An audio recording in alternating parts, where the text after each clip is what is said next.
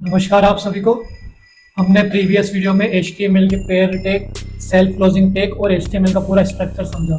जिसके भी ये बेसिक कॉन्सेप्ट्स क्लियर नहीं है वो ऊपर आई बटन पर क्लिक करके उसके सारे कॉन्सेप्ट्स क्लियर कर लो। और वीडियो को बिल्कुल भी स्किप मत करना क्योंकि हर एक छोटी छोटी चीज़ कोडिंग से रिलेट करती है। तो फ्रेंड्स, आज की वीडियो में हम HTML के हेडिंग टैग, पैराग्राफ टैग और एंकर टैग के बारे में जानेंगे। और जिस जिस पर्सन ने मेरी प्रीवियस वीडियो में लाइक किया है, वीडियो को शेयर किया है और साथ ही में अच्छी अच्छी कमेंट की है, उन लोगों को मैं दिल से थैंक यू बोलना चाहता हूँ। तो चलिए जल्दी से वीडियो शुरू करते हैं। तो जल्दी से एडिटर ओपन कर लेते हैं और अगर अभी तक आपने चैनल को लाइक नहीं किया है और अभी तक आपने चैनल को सब्सक्राइब नहीं किया है तो चैनल को सब्सक्राइब कर लीजिए, क्योंकि आपके लिए मैं इतना बड़ा कोर्स लेकर आया हूँ, वो भी एक फ्री ऑफ कॉस्ट। तो आप इतना तो कर ही सकते हो। Let's show the intro. तो हमने अपना एडिटर ओपन कर लिया है और चलिए जल्दी से वीडियो शुरू करते हैं। तो फटाफट यहाँ पे अपनी फाइल बना लूँगा index.html। और ये मेरी फाइल क्रिएट होकर मैं यहाँ बॉयलर प्लेट डाल के इसे क्रिएट कर दूँगा और मैं टाइटल इसका रखूँगा फटाफट code genius hashtag for the videos about heading. Okay, और मैं बॉडी मारूंगा।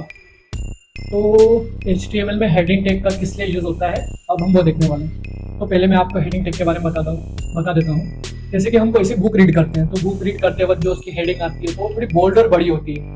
वो ये स्पेसिफाई करती है कि जो नीचे पैराग्राफ लिखा हुआ है किस चीज़ के ऊपर है। तो सेम HTML में भी ऐसा ही है।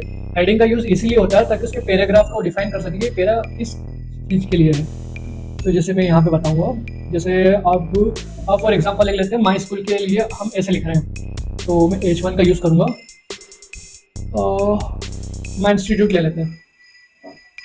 ओके, अब मैं से लाइव सर्वर के मैं ओपन कर लेता हूँ फटाफट। एक काम करता हूँ, मैं से साइड बाई साइड ओपन कर लेता हूँ।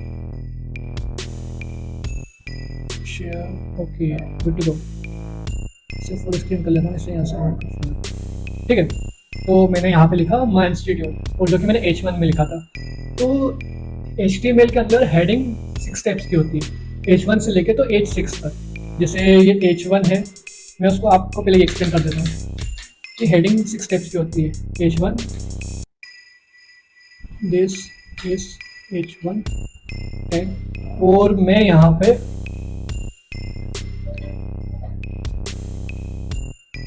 Control plus shift plus alter दबा के डाउन एरोस करूँगा तो उससे कॉपी होगा डायरेक्ट जिस लाइन का भी मेरा कर्सर है। लिसन से सुन लो, ये शॉर्टकट बोलने का काम आने वाला आपको through out the course. Control plus alter plus shift दबाकर जब मैं जहाँ मेरा कर्सर है उस लाइन पे अगर मैं नीचे वाला एरो प्रेस करूँगा तो मुझे डायरेक्ट नीचे कॉपी करके देगा, जैसे कि 1 2 3 4 5 6।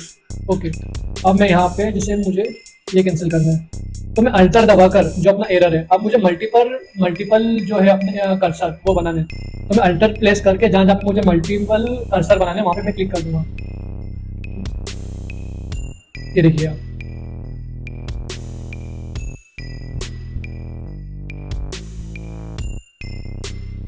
और मैं बैक स्लैश लगा के यहाँ पे इसको ऐसे एम्प्टी छोड़ दूँगा और मैं दूसरी जगह कहीं पे क्लिक करता हूँ तो सारे मल्टीपल कर्सर हट जाएंगे। फिर यह मैं यहाँ पे जाऊँगा और यहाँ पे जाऊँगा, टू लिखूँगा। उसके बाद मैं यहाँ पे जाऊँगा अल्टर दबा के प्रेस करूँगा, 3 लिखूँगा। उसके बाद मैं यहाँ पे कर्सर ले जाऊँगा, फिर अल्टर दबाऊँगा, फिर यहाँ पे एंडिंग में क्लिक करूँगा और यहाँ 4 लिखूँगा। साथ ही यहाँ पे मैं अल्टर दबाऊँगा, मल्टीपल कर्सर्स लेके जाऊँगा, यहाँ 5 लिखूँगा। फिर जो लास्ट मेरा बचा है H6, मैंने बताया था कि H6 तक होता है 6। Okay good to go. अब मैं यहाँ पे रिफ्रेश कर दूंगा। ये आप देखिए जो हमने हेडिंग H1 लिखा, H1 सबसे इम्पोर्टेंट हेडिंग है वो इसलिए है। फिर सॉरी यहाँ पे मैं कर देता हूँ इसे। This is H2, this is H3, this is H4, this is H5, this is H6। Okay, H6 H2 लग गया, H2 है ये, वो भी नीचे आ गया। H2, H3, H4, H5, H6। हाँ गुड टू गो। अब ये देखिए आप, जो मेरा H1 टैग है, जो हेडिंग 1 टैग है वो सबसे बड़ा है, फिर H2 इससे छोटा है, फिर H3 इससे छोटा है, H4 इससे छोटा है, H5 एंड सो ऑन। तो HTML में H1 से H6 तक हेडिंग टैग होते हैं। और हाँ, सबसे इंपॉर्टेंट बात आप ध्यान रखिए, अगर आप हेडिंग टैग का यूज कर रहे हो तो कभी भी आप फॉन्ट की साइज बड़ा या छोटा करने के लिए इसका यूज बिल्कुल मत करिए। व्हाट आई एम सेइंग, अगर कभी भी HTML में आप हेडिंग टैग का यूज कर रहे हो तो उसका ओनली यूज हेडिंग टैग के लिए ही करोगे, ना कि टेक्स्ट को बोल्ड करने के लिए या फिर स्मॉल करने के लिए। जैसे मैं आपको एक एग्जांपल बताता हूँ, मैं इसे पहले हटा देता हूँ यहाँ पे।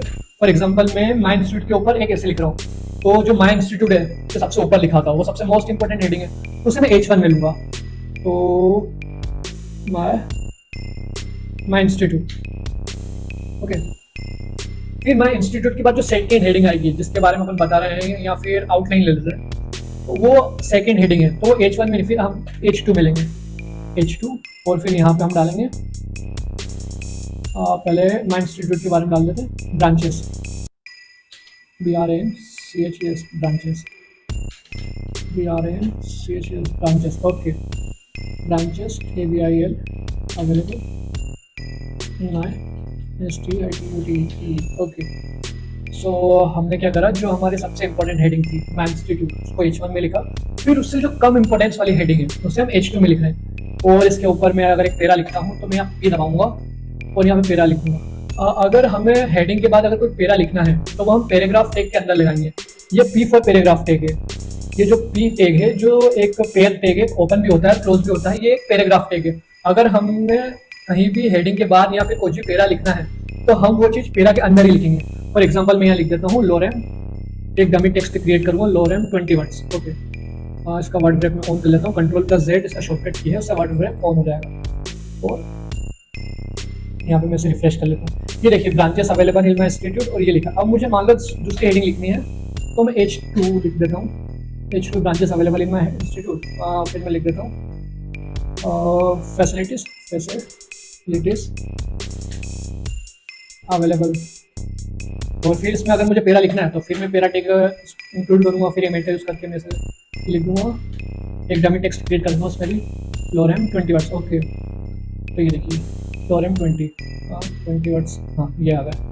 अगर फिर मुझे एक और हेडिंग करनी, अब मान लो कि मुझे हेडिंग H2 के अंदर एक और छोटी हेडिंग देनी है जिसमें मुझे पॉइंट्स देना है, तो फिर मैं वहाँ पे H3 का यूज़ करूँगा। मैं काम करता हूँ, एक नेक्स्ट हेडिंग एक और दे देता हूँ H2 से, H2 ओ हाँ RELATIVITIS रिलेबिलिटीज, और मैं यहाँ पे H3 में दूंगा बस फैसिलिटी, और उसके बाद मैं इसके ऊपर पेरा लिख देता हूँ, लोरेम 10 वर्ड्स का, हाँ 10 वर्ड्स का लिख देता हूँ। फिर बस फैसिलिटी अवेलेबल है, फिर जो एक और फैसिलिटी एडिट कर सकते हैं बस फैसिलिटी के बाद, हाँ फॉर एग्जांपल ह्यूज गार्डन। फिर इसके ऊपर मैं एक छोटा पेरा लिख देता हूँ, पैराग्राफ लोरेम 10, और मैं इसे रिफ्रेश कर लेता हूँ। ये देखिए मैंने क्या किया कि माई इंस्टीट्यूट जो सबसे बड़ी हेडिंग थी उसे मैंने H1 में लिया, जो सबसे बड़ी हेडिंग थी उससे मैंने H1 में लिया। फिर उससे जो छोटी हेडिंग है, जो मतलब कि एक पेरा को डिस्क्राइब कर रही है, उसे मैंने H2 में लिया। जैसे branches available in my institute, facilities available, यहाँ पे रिलायबिलिटीज। तो ऐसे ही आपको अगर आप वेबसाइट में अगर हेडिंग टैग का यूज कर रहे हो तो आप इंपॉर्टेंस के हिसाब से उसे हेडिंग टैग का यूज करो। जैसे कि मान लो रिलायबिलिटीज के अंदर एक और हेडिंग थी लेकिन वो उससे छोटी है, तो मैंने यहाँ पे क्या यूज करा, रिलायबिलिटीज के बाद में यहाँ पे आप देखिए H3 यूज करा, ये जो आपको दिख रहा है यहाँ पे, क्योंकि ये उस इंपॉर्टेंट हेडिंग से थोड़ी कम हेडिंग इंपॉर्टेंट है, इसलिए मैं इसे H3 में यूज किया।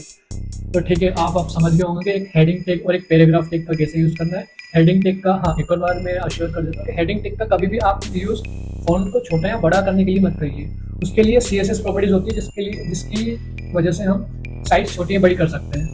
इसलिए हेडिंग टैग का इसीलिए यूज करना है कि अगर हमारे वेबसाइट में सबसे जो टॉप मोस्ट हेडिंग है तो उसे हम सब H1 में लिखेंगे। उसके बाद अगर कोई पैराग्राफ में अगर कुछ होती है हेडिंग जो मोस्ट इंपॉर्टेंट हेडिंग से अगर कम इंपॉर्टेंट हो तो उसे हम H2 में लिखेंगे। और उससे भी कोई लिस्ट इंपॉर्टेंट थोड़ी हेडिंग कम आती है, मतलब थोड़ी कम इंपॉर्टेंट हेडिंग आती है H2 से, तो उस टाइम H3 में लिखेंगे। और H3 से भी अगर इन द केस अगर और छोटी हेडिंग आ जाए तो उससे जो कम इंपॉर्टेंट है तो उसे हम H4 में लिखेंगे। तो ऐसे हमारे पास H1 से H6 तक अवेलेबल है हेडिंग जिसका हम यूज करके लिख सकते हैं। और पैराग्राफ का मैंने आपको बताया कि पैराग्राफ को मैं थोड़ा और डिस्क्राइब कर देता हूँ। जैसे हेडिंग टैग मैंने यहाँ पे क्लोज कर दिया, बॉडी हट गया था, ओके मैं इसको वापस रिक्रिएट कर देता हूँ, यस कैंसिल कर। अगर पेरा में लिखता हूँ और उसमें लोरेम 20 लिखता हूँ और यहाँ पे रिफ्रेश करता हूँ तो ये मेरा फर्स्ट पेरा आ गया। अब मुझे सेकंड पेरा ऐड करना है तो मैं जस्ट पेरा के बाद अगर यहाँ पे मैं P लगा के लोरेम 10 वर्ड्स कर दूंगा, लॉरेम 10 वर्ड्स। तो फिर ये नेक्स्ट पैरा में आएगा। अब जल्दी से हम एंकर टैग के बारे में देख लेते हैं कि एंकर टैग क्या होता है और किस लिए यूज होता है। तो जल्दी से मैं यहाँ पे बॉयलर प्लेट क्रिएट कर लूँगा। बॉयलर प्लेट क्रिएट के बाद में यहाँ पे फटाफट टाइटल डाल दूंगा for genius #4 and that is anchor tag. Okay, तो मैं बॉडी मालूंगा फटाफट यहाँ पे रिफ्रेश कर लूँगा तो ये कोड जीनियस एंकर टैग लिखा हुआ गया। एंकर टैग के लिए मैं आपको फटाफट दिखा देता हूँ, जिसमें मैं यहाँ पे डाल देता हूँ H2 और यहाँ पे डाल देता हूँ this is about my car FRR Ferrari. ठीक है, मैं काम करता हूँ this about my car range rover डालता हूँ, रेंज रोवर। और मैं कुछ एक डमी टेक्स्ट क्रिएट करके पी पे लिख देता हूँ लॉरेम अप्रॉक्स 12 वर्ड्स लिख देता हूँ। और मैं डाल देता हूँ कि 4 एक मैं H2 लगाऊंगा, एक H4 लगा देता हूँ for more information visit the website for more information click on the below website। और यहाँ पे मैं एंकर टैग का यूज करूँगा। एंकर टैग का यूज हम इसलिए करते हैं ताकि अपनी वेबसाइट में किसी और वेबसाइट को लाकर क्लिकेबल बना पाएँ। जैसे कि अगर हमारी वेबसाइट में हमको किसी और चीज़ को ऐड करना है या फिर किसी और वेबसाइट को ऐड करना है तो हम एंकर टैग का यूज करते हैं। तो फटाफट देखो मैं यहाँ पे जैसे ए लिखूंगा, इमेज मुझे बता देगा कि ये रही और ये ए एंकर टैग है, इसे ही एंकर टैग बोलते हैं। तो मैं फटाफट यहाँ पे जो रेंज रोवर की वेबसाइट है वहाँ पे जाऊँगा, RNG रेंज रोवर, इस पर क्लिक करूँगा, यहाँ पे क्लिक करूँगा और फिर यहाँ से जो इसका सर्च बार है यहाँ पे मैं जाऊँगा और इसकी URL में कॉपी कर लूँगा। URL कॉपी करने के बाद में जो href है, href के बीच में जाकर मैं पेस्ट कर दूँगा। और पेस्ट करने के बाद में यहाँ पे मैं टेप दबाऊँगा और यहाँ पे लिख दूँगा RANG range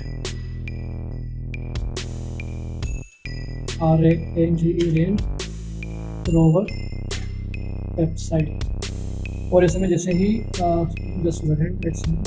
mistake range rover website, और जैसे ही मैं अपने पेज में रिफ्रेश करता हूँ तो यहाँ पे लिखा हुआ गया कि this is about my car जो रेंज रोवर जो हमने H2 में लिखा हुआ था।